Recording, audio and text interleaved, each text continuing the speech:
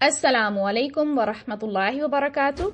आज का हमारा लेसन है हरूफ कलकला के बारे में।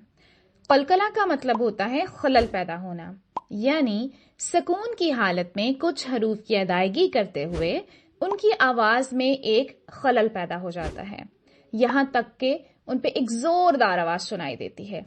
और हमारे पास ऐसे 5 हरूफ हैं: कौफ, तो, बा, जीम, दाल। अब आपने नोट किया होगा कि इनमें से 2 ऐसे हरूफ हैं जिनको हम ऑलरेडी हरूफ मुस्तआलिया में पढ़ चुके हैं, और वो हैं कौफ और तो। यानी अब हम इनको हैवी भी करेंगे और इन हरूफ पर कलकला भी करेंगे।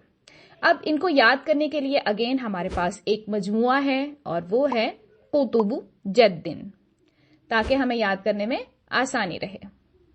अब एक बात याद रखें कि सिफ्त कलकला इनमें तब पाई जाती है जब ये सुकून की हालत में होते हैं।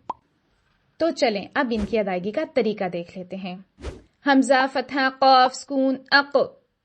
अब देखें, मैंने आवाज को लास्ट में बाउंस किया है।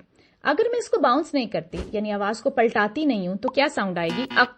अब किसी को भी सुनाई नहीं दे रहा कि मैंने हमजा के बाद कौफ पढ़ा है। अब ये हर्फ चूंकि वाजिया हो जाए, इसीलिए हम इस पर कलकला करते हैं। इसी तरह से हम बाकी हरूफ को देखते हैं। अप, अब, अज, अद। तो चलें अब कुछ अल्फाज में इनकी अदायगी देख लेते हैं। माआब, मुहीक, कद। अब मैंने वो अल्फाज पढ़े हैं जिनके आखिर में हरूफे कलकला आ रहे हैं, लेकिन कुछ ऐसे अल्फाज भी होते हैं जिनके सेंटर में आते हैं। तो हम देखते हैं कि कलकला की 2 इकसाम होती हैं। एक होता है कलकला कुबरा यानी बड़ा कलकला, और दूसरा होता है कलकला सुगरा यानी छोटा कलकला।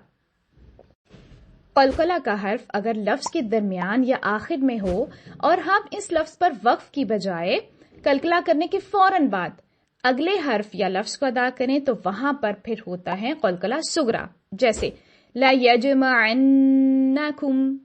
अब यहां पर या के बाद जीम साकिन आ रहा है और मैंने यहां पर कलकला तो किया, मगर फौरन मैंने मीम की अदायगी भी कर दी। इसी तरह से आगे देखें, कद अफलाह।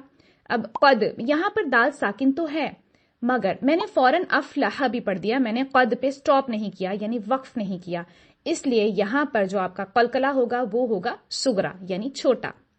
और जब कलकला का हर्फ लफ्ज के आखिर में आए और इस पर वक्फ किया जाए, तो फिर वहां पर कलकला कुबरा होता है। जैसे अभी मैंने कुछ अल्फाज पढ़े थे, माआब, मुहीक।